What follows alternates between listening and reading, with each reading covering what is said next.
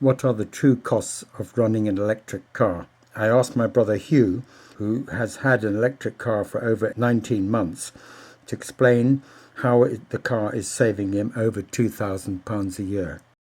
He is fully independent with no particular axe to grind on the subject. I found it fascinating, and I'm sure you will too. I thought it'd be useful just to talk about the general experience of driving the car, Yep. charging the car versus filling an internal combustion engine car. Talk about the home charging Zappy and the solar, so I can show you the Zappy and go through that, and supercharging as well. There's a very big difference between the way you fill up an internal combustion engine versus a electric car. People seem to be obsessed with superchargers, but actually for most of the time you don't need that. The car's probably only use 5% of its time, so a lot of the time you're quite happy with charging it up, just topping it up at a slower rate. Just go through right from the very basics then. Yeah. So you bought yourself an electric car. Yeah. And to charge it, you then bought yourself a charger, did you? Yes, I had a Zappy charger installed. So you can charge your car basically from a 3-pin plug, but that'll give you a trickle charge. So in my car, I carry the cables, but this is the Tesla charging cable. So you literally plug that into a 3-pin plug, and then the other end goes into the car in another place. So that comes with the car? That comes with the car. And every car should be the same, should it? I'm not sure how many cars include it and how many don't, but every car can do this. Okay. Every electric car can do this. And the other thing I do carry is it's a 10 metre, 13 amp rated extension lead. And did you provide that, or did it come with the car? No, I bought this. If you take the example of my garage there, the 3-pin plug isn't located right by the garage door, so I can use this internally to bring the plug up to the car. Did you buy that off the shelf, or did you make it up yourself? I bought it off the shelf, but I made sure it was a 13 amp rated cable. And have you used it? I used it quite a lot. Yeah, I've used it when I visited friends in London or family in London. So the other thing is, I've been to B&Bs and the like and asked them for a plug. Most of them are absolutely fine with it. A couple of them have been a bit worried about how much it's going to cost. So what I now take is a power meter with me, and this will tell you how many kilowatt hours you use, and then you can show it to the B&B owner so that he knows how much you've used. And typically it'll just be a few pounds. They're expecting huge bills, but you typically use 10-20 kilowatt hours, so a few pounds only. What I've got here is a charger by a company called My Energy, and it's a Zappy charger. And the advantage of this charger is that it knows about solar production.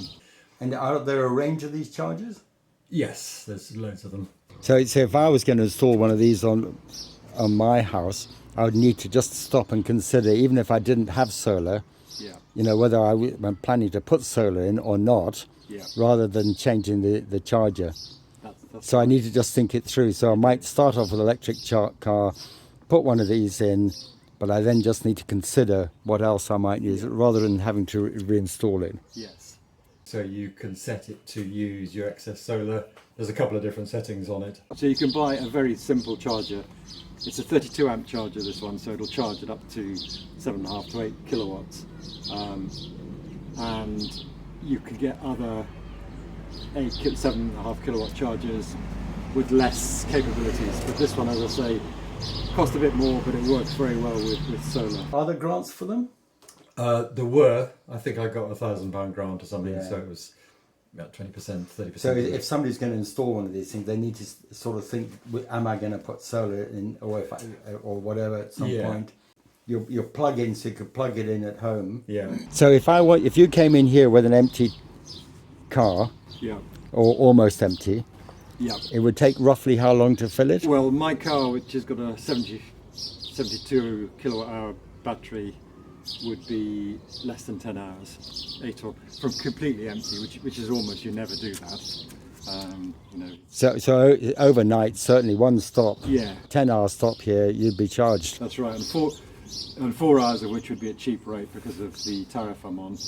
And then this is you running this after what, 2 years of it? It'll be 2 years in September. We're now late June. Yeah, 1 year and 9 months. I've done the analysis on 1 year, 8 months because that's the full. So once your car's at home, you plug the cable in. Yeah. And you then can decide when you charge it and not charge it. What I'll do is I'll plug it in. At this time of year, I will plug it to use excess solar because most days at the moment I'm getting more solar than I can use. And do you select your electricity supplier at the same time to accommodate your car and battery, or? I did. I think I talked a bit in the last session about Octopus Go. At this time of year, I'm hardly using that because there's enough solar. But in the winter, I can program the Zappi again to charge either from solar, or if there's not enough solar, it'll charge at between 12:30 and 4:30 in the morning. So it just clicks on it at that point. So if I was going to do this, I'd buy myself an electric car, buy myself a charger, Yeah. and then one of the other factors is look at how I'm going to charge it. I mentioned that you can charge and schedule the car either from the charger or from the car. So if you want to schedule it from the car, there's a button here, and you can do your scheduling from there. The other thing you can do from the Tesla, which I think is very good, is you can adjust the current at any location. So I could, if I worried about how much power to draw, or I don't want the 3-pin plug to get too warm, I can actually limit the current drawn. So you can charge it at either, you can set it at either end, but I do it from the charger because of the solar. Okay. So most people, when they've got an electric car, will charge it from home if they've got a home place. Yeah. If they haven't got... And to be honest, you see, my car's got a practical range of about 300 miles, a bit less in the very cold conditions. So unless you're doing an out and return journey of greater than that, you'll charge at home. So my own figures, I've got them here, is that 90% of the kilowatt hours I use are at home. So that, this, if you look at the first year, 3,255 kilowatt hours went into the car. Home charging was 2,900 of that. So I only did 366 kilowatt hours at Superchargers. So literally 90% of the charging is at home. And that's exactly what you'd expect with most people, wouldn't you? But you would. Because they're going to and from work, yeah, or whatever, so you wouldn't expect to see them at the petrol pump. That's right. Or the charge pump. Yeah. Yeah. And what I've done is put a cost of 5p a kilowatt hour for the home charging. So using those figures, you can see that the total cost of home charging is £144 for the whole year. And then in the first year, I made 11 stops at Superchargers, but I did more than I needed because the first year they give you free charging at Superchargers. So again, it was actually free, but I've assumed that if I paid for it, it would have been £110. So the first year... And that calculation at £110 is done at what rate? The supercharge rate? The supercharge rate, yeah. Okay. And it's directly from the invoices. It varies slightly between Superchargers, but it's about 45 pence a kilowatt hour. So it's quite expensive compared to at home. But obviously the point is you shouldn't use it unless you're on a particularly long journey. Yeah. And your 5p, is that based on the equivalent price that you could get from your electricity supplier? It is. At the moment, I'm on Octopus Go, and I'm still on a 5p rate at night and a 15p rate during the day. I think in September that'll go up by about 50%, so the 5p rate becomes 7.5p. So what we're really saying is if you stop and charge it en route, it's because it's the exception. Because Yes. you're having to do it rather than, so you're paying 40 odd p or whatever it is as opposed to 5. That's right. And most people will only need that if they're doing a big journey. That's right, because if you look at the second year where I haven't had free supercharging, I've only stopped 5 times in the 8 months. So it's a much lower rate. So that's more realistic, really. More realistic. I mean, when I go to Scotland later on in August or whatever, then I expect I'll probably stop 5 or 6 times in the total journey. It'd be interesting to see that. Yeah. But I've annualised the second year as well, so I reckon that the running costs again for annualised, using the 8 months annualising it will be £200 for the year for energy costs. So what you've said, mileage, the first year you're 10,241, second year 10,213. Annualised, yeah. It's very, very similar. Yeah. And yet your annual cost first year 254 versus 198. That's really driven by the reduced use of superchargers. Okay. So I'm just doing more. Okay. Based on the run rate at the moment, I'm charging much more at home, which I think for most people would be what you do most of the time. Yeah. So there's this big obsession with superchargers. Now they are important in some instances, but most of the time, low power chargers are fine. If you think of it, if somebody comes home from work at say 6, they probably don't leave again until 7 or 8 next day. There's 12 or 14 hours in which you can charge, and even with a normal 3-pin plug at say charging at 2 kilowatts, you get 25 kilowatt hours into the car. So, and how many kilowatts does the car take? It's about 70, but 25 kilowatt hours would be 100 miles of driving. So unless again you're driving more than 100 miles every day, because even over a week you could have the car fully charged over the weekend, and then some days you might do more than 100, others not. But even then you don't, actually that's off a 3-pin plug. Mine is an 8 kilowatt charger, so I can do 4 hours at cheap rate, but I could do 10 hours. So I could fill the car in 8 or 9 hours. So it means if you're going to a friend's overnight, you can use a 3-pin plug. Yes. If they don't have a special charger. Yeah. And it'll give you so many kilowatt hours depending. Yeah. on If you're spending the night, or day and night there, then you can easily get enough power from that. And that's something to bear in mind. Every house with a 3-pin plug is effectively a car charger. So really what you're trying to do all the time is never use the superchargers that are at the filling stations. You do everything you can not to use it. That's right. And people have the mentality of a petrol or diesel car where when you go, you fill it all up because it's a hassle and you don't want to go back. With an electric car, you just keep topping it up. So when you pop back home, you just plug it in and it tops up. So as I say, superchargers are only needed occasionally. And the strategy with electric car is not to use a supercharger, only top it up enough to get you home, as opposed to try and fill the tank, which is what you do with the diesel or battery. Yeah, that's a good point. So I mean, the car itself knows how much charge you need to get home, and it'll tell you need a 10-minute stop, which is typically what I get, literally 10 or 15-minute stops. So by the time you nipped into the services and gone to the loo and bought yourself a coffee to take away, you've done more than you need. So it is absolutely no problem. And the other thing is it gives you a parking space, typically in quite a convenient spot for the services. So it's just no more than parking the car and going into the services. Yeah, it's a huge saving. I've just recalculated the figures versus the Ford Focus diesel that we've got.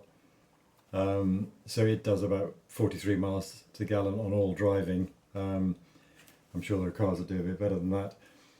1 litre of diesel is now 197. So to do 10,000 miles, and that's at 22nd of June 2020. Yeah, using figures from the RAC. Yeah, would be £2,088 for the fuel. But yeah, so total fuel savings 1,888. So if you subtract the cost of the EV from that, that's how much extra the fuel costs for a diesel car doing 10,000 miles, or my diesel car. Yeah. And on top of that, you've got... so that's an annual saving. That's an annual saving, yeah. And then on top of that, you've got reduction in service interval. So it has a 2-year service interval, and then they're minimal. There's very little they have to do.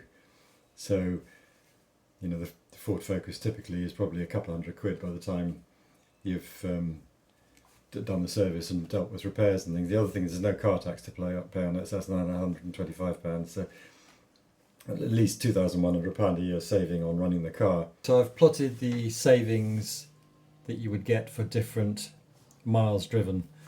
So even if you don't use the car very much at all, you'll save on servicing costs and on road tax. I've done 10,000 miles, and as I said, I've saved about £2,100 a year. If you go to 20,000 miles, it's just over £4,100 a year. 30,000 miles is very nearly £6,000 a year. God, that's very, very significant. Huge, yeah. So most people, I think the average they say most people do is about 13,000, is it? I've had 12,000, yeah, something like that. So I'm very slightly below average. So, if somebody was doing 12,000 miles a year, 13,000, they're looking at what, £2,200 or something? So 10,000 is 2,000 nearly 2,200, so yeah, a bit more than that, 2,400, something like that. Saving. Saving, yeah. The fuel saving per mile is nearly 19 pence. That's an interesting way to put it. 19p, if you said 20p per mile. That's right. That's very significant. That's That's a very right. simple way of putting it. It is a very simple way of putting it. If it's 10,000 mile, works out at £2,000. And the performance of of electric cars will be vary slightly as well, won't it? Yes, some are more economical than others. I think I've got the Tesla, which is said to be very efficient, so others will use a bit more power. And your Tesla's 19p, so others might be 15p. Might be 15p saving. Some of them, and some of the smaller cars will probably be better than Tesla as well, so Tesla's quite a big car. On top of that, there are an increasing number of clean, low emission zones where you have to pay to take your internal combustion engine in. Well, it's definitely happening, isn't it? The whole thing's happening. Yeah. This is purely a car calculation. It is. So you've discounted anything of your solar in this calculation. So all of this is somebody buying a car, putting a charger in maybe, and using a low flexible lifetime rate. Yeah. Fantastic. So really, we've got to go around and say £2,000 saving a year. That's right. Significant. It's a big return on capital. I mean, it's an expensive car. You know, so it's a good return on the car. So people do talk about the cars being more expensive, and they are. But I read a report recently that a Tesla has done 250,000 kilometres, and the battery lasted until 750,000 kilometres. So, what's that? 450,000 miles before they needed to replace the battery. So people talk about the batteries and everything, but they do have a very small degradation in early life. There's been all these studies on them, but it's not an issue. You know, they last. And the other thing I thought was interesting, I looked up, Forbes had this quote about the drivetrain on an internal combustion vehicle contains 2,000 plus moving parts typically, whereas the drivetrain on an EV contains 20 moving parts. So really what it's going to say is an electric car will last longer than a normal conventional car because it's got far less parts on it. Yeah. We've got to change a whole thought process around these cars. That's right. So hence the 2-year service. I mean, the other point to make is because of regen braking, you hardly use the brakes at all. So there's no brake pads virtually? No. I mean, I suspect it'll do 100,000 miles before you think about brake pads, because with that, as long as you anticipate the traffic reasonably well, you're most of the time just using the regen braking, where you just ease off on the throttle pedal and it starts slowing the car by putting the energy back into the battery. You've got a Tesla, so there are other cars that you've driven, and when you went to Farnborough and things like that. How different in price? Because I know Tesla tends to be the more expensive end of the range. Yeah. You know, if somebody wanted to come in and get a car now, let's say, you know, what's the lower end price? Do you know? I don't actually. I'm not really up with them, but I've got a good friend who's got a VW ID3, and he's got a very good lease rate on that. And if you took into account the fuel costs, it costs a lot less than leasing his Golf, and it's a similar car. So he didn't have to make the capital outlay, and his monthly costs are less now with the EV than with the internal combustion engine car. Now the supply chain is all disrupted at the moment, so prices are varying and going up and down, and availability is going up and down. But in general terms, a number of studies have indicated that the running costs of an EV the overall ownership costs of an EV are lower than internal combustion. So if you haven't got the capital to buy it up front, you can lease it, and that'll be cheaper than leasing. But just looking at your figures, you know, here you've compared it against a car, a diesel car, and you know we're talking about £2,000 saving, forgetting the leasing and everything else. Yeah. Electric prices are probably going to go up as well. So if they go up by 50%, I'm talking about, you know, another £100, 200 to 300, rather than 2,000 to 3,000. But even with this, you look at the fuel. Yeah. The fuel's gone mad. Yeah, and the long-term trajectory for electricity prices is, you know, increasing use of renewables.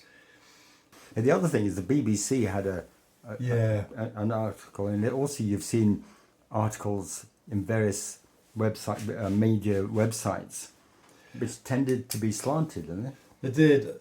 Well, I mean, you sent me the BBC one, and I think they said the average fill-up for a IC car, petrol diesel, is about £100. But they were also saying an average fill-up for an electric car would be £40. So I assumed a fill up would be 400 miles for a normal car, and I looked at what that would cost. So for the Tesla, that would be 100 kilowatt hours. So if I charge at night, that's £5 for the equivalent distance. And the BBC was saying 40. And even if the price goes up to 7.5p, which it will do, you know, we're still talking about £7.50 rather than £40. So I've no idea how they work these figures out, and they fail to mention. Perhaps they're using the highest electricity price for a consumer, but they fail to mention there are other options that you can actually charge at night. There's almost like there's a bias in the media against this. Yes, and I think they ought to, in that sort of article, publish their assumptions and saying this is what we've assumed, and then maybe some caveats saying, well, of course, if you have a driveway and you can, you know, get a normal tariff, then you can cut these costs dramatically. It's very misleading in my view, that article. But you've seen others the same, haven't you? Yeah, and what I see in the media is they're obsessed with supercharging, and they're saying, you know, this great thing.